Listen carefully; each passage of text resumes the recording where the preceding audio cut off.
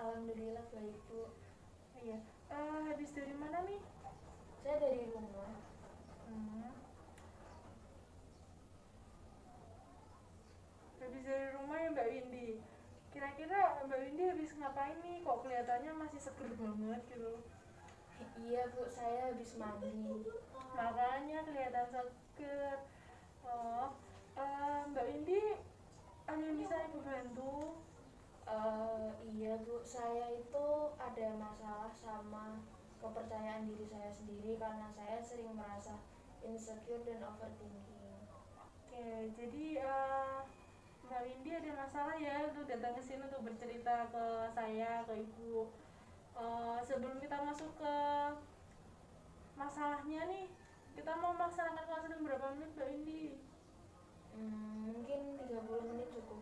Oke, kita tetapkan 30 menit ya. Sebelum masuk ke permasalahannya, Mbak Windy udah merasakan hal itu dari kapan? Eh, Sejak teman-teman mulai membuat saya merasa tidak pede itu sejak SD mungkin. Oke, jadi dari SD, sekarang SMP ya? Iya.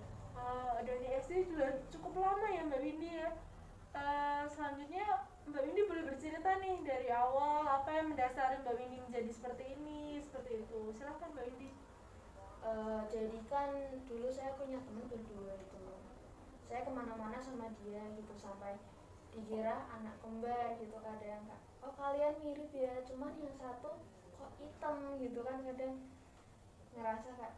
Oh orang tuh menilai dari kulitnya atau dari apanya, kenapa orang berpikir kalau hitam itu pasti jelek dan putih itu selalu bagus gitu loh, padahal orang yang berkulit putih kan juga belum tentu punya kepribadian yang bagus gitu kan.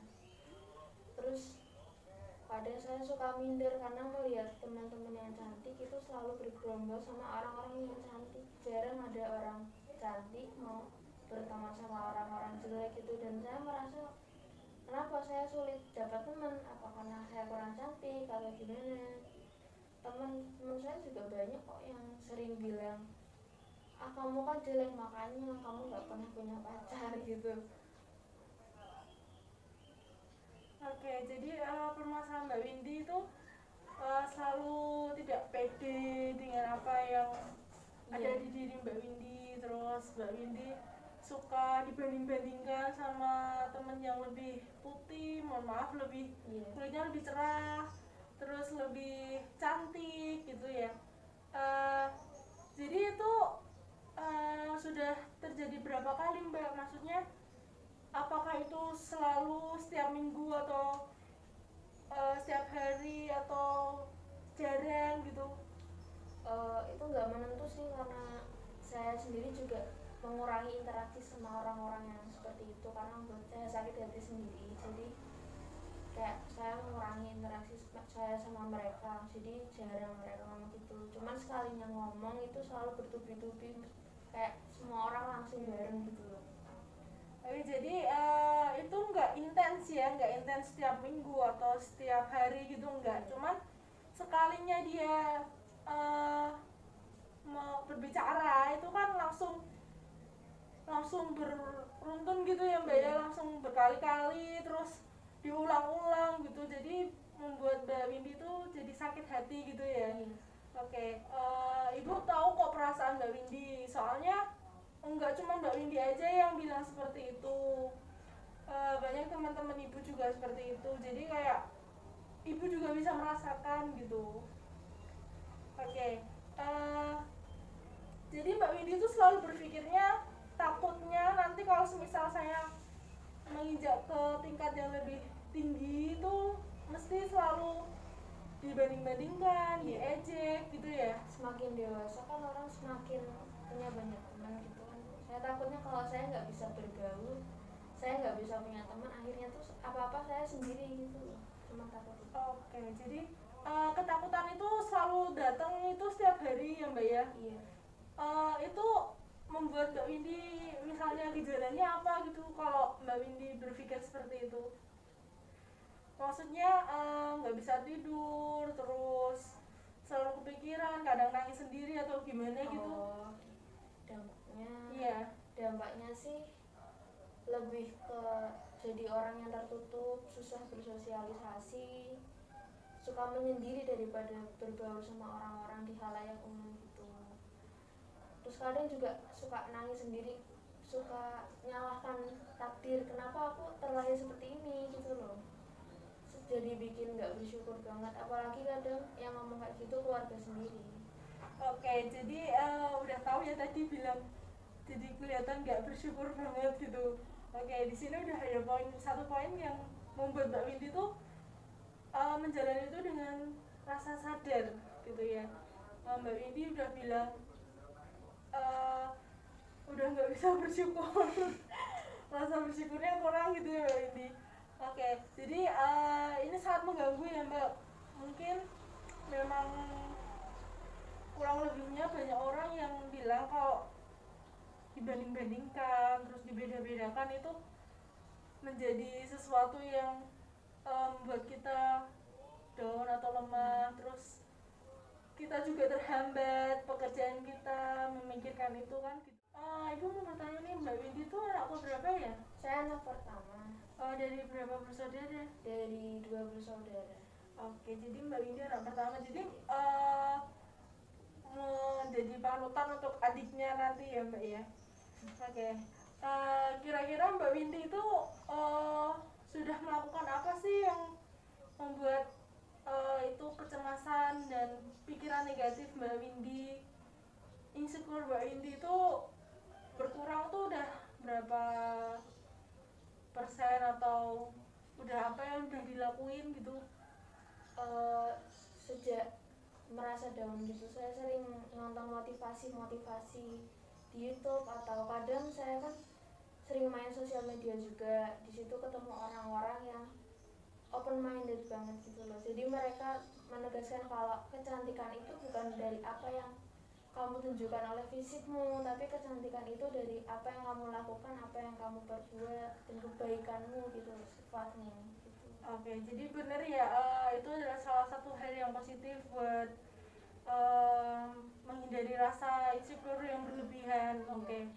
Jadi di sini ibu tegaskan lagi kalau semisalnya kita itu menjadi orang yang berbeda, atau kita tuh manusia diciptakan sendiri-sendiri unik gitu. Memang setiap orang tuh memiliki rasa iri, terus cemburu, kok mereka disukai banyak orang tapi kok aku selalu diejek, seperti itu ya Mbak Indi. Jadi itu yang memunculkan munculkan rasa minder. Jadi kayak apaan sih aku kayak gini, aku jelek, teman-temanku cantik, jadi aku nggak punya teman gitu. Oke, di situ pemikiran-pemikiran itu memang tidak boleh muncul, bukan tidak boleh muncul, boleh muncul tapi hanya untuk motivasi gitu. Jadi setiap orang tuh pasti memiliki ini apa namanya sisi positif, ada kekurangan ada kelebihan. Nah, untuk Mbak Windy sendiri itu mungkin bisa mengembangkan potensi gitu. Sekarang kan zamannya udah digital banget gitu ya. Jadi kita bisa apa-apa lewat gadget, lewat handphone. Nah, kita bisa memanfaatkan itu tuh. Misalnya kita pandai berbicara, kita jual barang, produk gitu. Kita memanfaatkan public speaking kita. Misalnya kalau bagus kan pasti pelanggan tertarik tuh. Nah, mungkin Mbak Windy punya potensi apa untuk dikembangkan? Saya juga kurang tahu, makanya saya merasa kenapa nggak ada yang menarik dari diri saya sendiri gitu loh.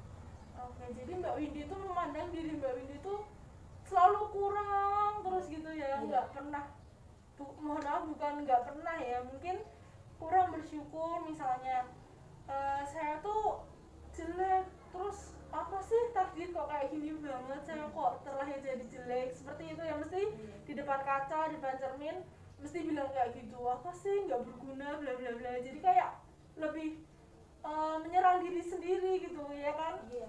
Iya, kelihatan sekali kalau orang-orang yang seperti itu pasti akan menjatuhkan dirinya sendiri. Jadi kalau dari ibu, Mbak Windy bisa ini menulis hal-hal yang disukai, misalnya membaca, kemudian menulis cerita-cerita, misalnya kayak keseharian atau cerita-cerita lucu. Itu kan siapa tahu nanti bisa dijadiin satu, terus dijadikan komik atau dijadiin cerpen. Itu kan lebih bermanfaat gitu. Terus ditulis terus semuanya, ditulis, nanti itu dijadikan satu, terus Mbak Windy pilih lagi yang mana yang paling disukai. Misalnya Mbak Windy suka memasak, terus membaca, terus menulis. Nah itu nanti juga dipilih lagi mana tiga tertinggi, tiga apa ya namanya, tiga minat, tiga kegiatan yang paling disuka itu yang mana. Nah itu bisa dikembangkan gitu. Jadi kayak cari kesibukan, bodo amat lah apa yang dikatain orang-orang gitu. Dan di era sekarang itu kan pasti orang-orang pada cuek ya, Mbak, kamu ngomong apa sih, bodo amat gitu. Jadi bukan cuek karena kita judes atau gimana, tapi kita cuek tuh kayak omongan orang yang positif kita ambil, yang buruk kita buang gitu. Jadi kayak oke, dia positif buat aku, kata-kata dia positif aku ambil nih, aku terapin, atau aku pilah-pilah lagi gitu. Kalau yang negatif, udah ini gak bermanfaat buat aku, buat apa gitu, terus bisa dibuang gitu. Jadi untuk kedepannya Mbak Windy mau melaksanakan apa nih? Mungkin saya memperbanyak bersyukur, bergaul dengan orang-orang yang positif supaya menularkan energi positif buat saya juga, dan mulai bersikap bodoh amat sama orang-orang. Saya menjadikan itu motivasi untuk saya bangkit. Kedepannya juga saya bakal mencari potensi saya sendiri, lalu saya kembangkan biar bisa menjadi poin plus dalam diri saya sendiri. Oke, jadi udah ada rencana untuk berubah kedepannya seperti apa. Jadi itu bukan berarti hanya kata-kata, hanya ucapan yang sekarang kita ingat tapi nantinya kita lupakan. Enggak. Jadi kalau misal udah punya rencana, oke, aku harus bisa. Oke? Jadi apa yang sudah dikatakan Mbak Indi itu bagus sekali, maksudnya udah ada dorongan dari diri sendiri untuk bisa berubah, bisa bangkit gitu. Oke. Jadi Mbak Windy memiliki masalah yang cukup signifikan ya, cukup dirasakan oleh setiap orang ya. Oh iya. Rata-rata remaja sih. Iya, remaja. Terus emosi pada labil kan, masih pada labil itu. Terus dia merasa minder, kok aku nggak cantik ya, temen-temenku cantik, gimana caranya, seperti itu. Jadi di tingkat remaja itu kan emosionalnya labil. Iya. Terus dia masih gampang terpengaruh oleh lingkungan yang baru, misalnya teman di SMP, teman di SD ini udah bisa menangani, terus di SMP beda lagi. Jadi kayak sebuah perubahan yang cukup drastis ya, dari SD sama SMP kan lebih luas tuh teman-temannya, nggak cuma dari situ-situ aja. Kemudian Mbak Windy itu menjadi insecure udah dari SD sampai sekarang SMP sudah cukup lama. Iya. Terus Mbak Windy bisa bertahan sejauh ini, tapi dampak-dampaknya cukup luar biasa, jarang tidur, terus kadang nangis sendiri. Iya. Terus sering menyalahkan diri sendiri, nggak pernah bersyukur. Itu dampaknya yang cukup berbahaya kalau itu diterus-teruskan ya, soalnya itu juga bisa merusak mental. Jadi kayak mentalnya tertekan nih. Iya. selalu ditekan dengan hal-hal yang sama, itu juga bisa membuat stres di rumah, terus kayak murung gitu kan. Kalau di rumah sering kunci kamar, berdiam diri di kamar lama-lama. Iya. Orang tua sering marah gitu kadang, kenapa sih kamu tuh di kamar terus, cobalah berbaur sama lingkunganmu gitu. Tapi tuh saya ngerasa minder, nggak punya kepercayaan, kenapa saya harus berbaur sedangkan mereka belum tentu bisa menerima saya gitu. Ya, itu juga pemikiran yang negatif sekali, soalnya udah udah berpikir kalau mereka tidak menerima saya gitu. Jadi belum menyerah sebelum berperang. Bahasanya seperti itu. Soalnya belum berani mencoba tapi udah pikirannya sudah paling nggak bisa menerima aku gitu kan. Jadi mungkin bisa dicoba untuk besok-besok atau nanti-nanti supaya supaya bisa bisa mengurangi lah rasa-rasa itu. Soalnya kan kalau kita sama teman-teman itu kan